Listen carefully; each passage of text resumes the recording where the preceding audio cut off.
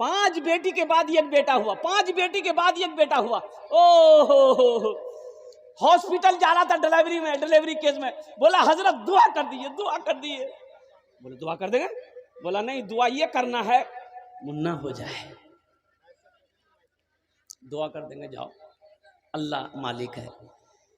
Hospital गया, बच्ची हो गई कि मैं फोन कर रहा हूं कि भाई आखिर हुआ क्या, बेटी हुई बेटा हुआ, फोन कर रहे, फोन नहीं उठा रहा, फोन कर रहे, फोन नहीं उठा रहा।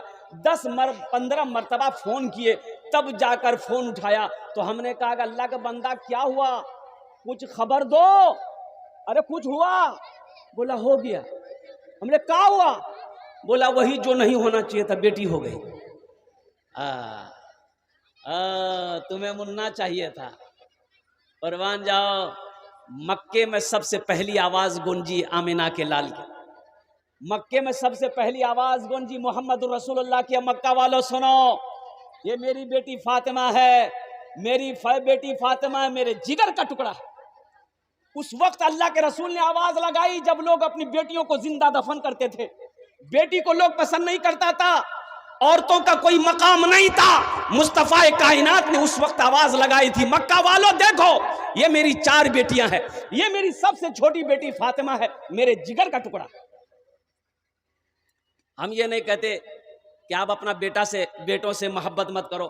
भाई बेटा नेमत है, बेटा नेमत है, तो बेटी क्या क्या है सुनो।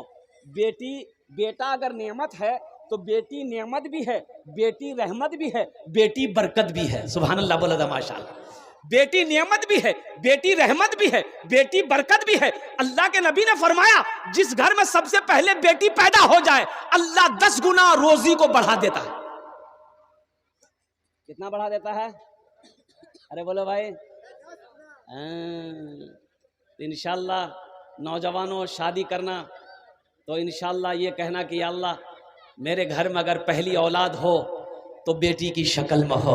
मुसलमानों में ये कह रहा था कि मेरे पास एक बेटा है एक बेटी है, इन दोनों में से मैं एक ही को पढ़ा सकता हूँ, तो किसको पढ़ाना है? तो उलमा फरमाते हैं, बुजुर्गान दीन फरमाते हैं, तजर्बाकार लोग फरमाते हैं, हमारे असलाफ फरमाते हैं, अकाबिर हमारे फरमाते हैं कि बेटी को पढ़ाओ। किसको पढ़ाओ? बेटा पढ़ा, मर्द पढ़ा, फर्द पढ़ा, मर्द पढ़ा, फर्द पढ़ा, बेटी पढ़ी, पूरा खानदान पढ़ा। बेटी पढ़ी, पूरा खानदान पढ़ा, मर्द पढ़ा, फर्द पढ़ा।